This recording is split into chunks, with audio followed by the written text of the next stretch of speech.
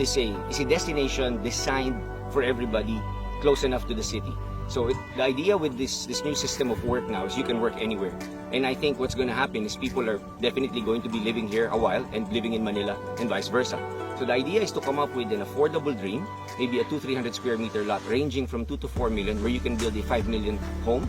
And definitely that's going to be very functional if you have the airstrips, the ferries, and as you can see, the 9-hole golf course right now, which will be expanding to additional 9 holes every 2 to 3 years over a 10-year period, which should house around 54 holes over that time frame. Camaya Golf Course offers a very different proposition because of, first, we really made sure that we designed the golf course before the residential lots.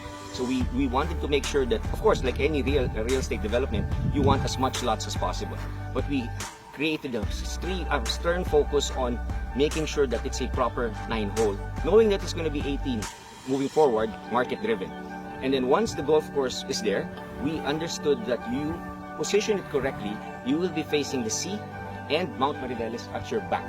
So at any point that you look at it, and it has a different feel in the morning and in the afternoon. So if you're finishing up your 9-hole game or your 18-hole game by around 5:30, you will be greeted by a fantastic view of the sunset reflecting by the sea.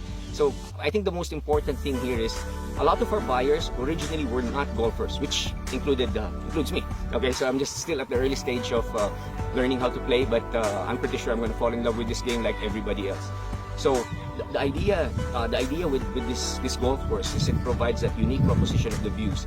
And we also understood that a lot of the buyers initially would not be golfers, but then everybody's trying to learn it and everybody's enjoying it, I think the same way that all the other golfers around the world are enjoying it. Well, actually, our first 9 holes were very happy and pleased on how it came about. The designers, John Cobb and everybody did a good job, the shapers, and we retained the right amount of trees. So with the proper 9 holes set in play, we will be building additional 9 holes every 2 to 3 years in stations 1, 2, and 3 of Camaya Coast, with a clear vision of having, actually the second 9 hole will be at station 2. So the idea is your first 9 will be here, and you will bring your golf cart down to the port area, you transfer to a boat. This is where you have your coffee, tally your score, and all the other things that golfers like talking about in between the first nine holes. Then you're greeted on the other side by another golf cart. You transfer your bags there, and you finish the the second 9 hole in a totally different environment. Then continuing on, we add 9 holes to each over the next couple of years. So I think for golfers, this is definitely going to be a very unique proposition, and we're very excited for golfers to experience it. So far, we're pretty happy with what we hear from the people who have played here, and we're looking forward to having other people visit and experience the same thing for themselves. Honestly, golf is only one of the attractions that's going to be here. Of course, the beach is one of them, and originally the golf wasn't the main integral part of what we were building.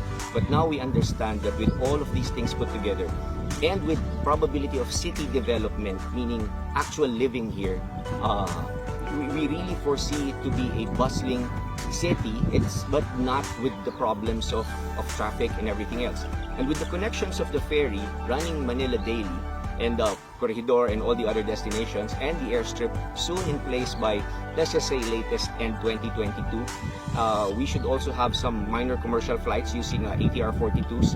So we could probably be one of the most convenient ways to get to Boracay or Palawan for that matter.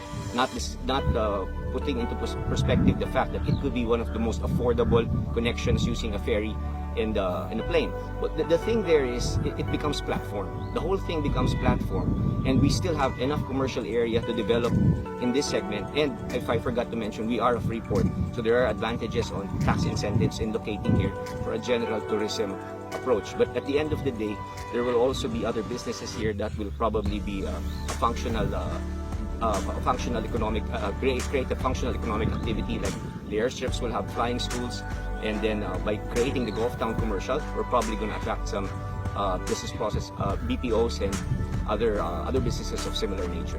So all in all, I think it's going to be a city development like never before. If there's a real template for it, we're reading what the market wants. And of course, because of the pandemic situation, actually it became much more resilient, and even us as a company understanding the efficiency required to survive this.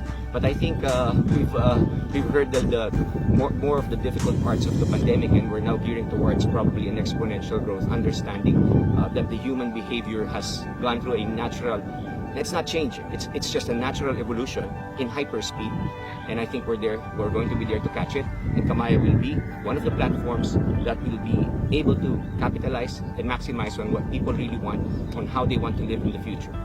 I think Camaya is worth a visit because it's so close to Manila. It doesn't cost an arm and a leg. You can go for a day trip, you can stay overnight. It'll probably cost you less than the other, and we're probably the closest white sand beach of this quality to Metro Manila in the most convenient way, using the ferries. And if you're living in Region 3 and with the new developments in Manila as well, the new skyways, it's pretty simple. It's simple, it's close, it's affordable. So there's no reason not to try.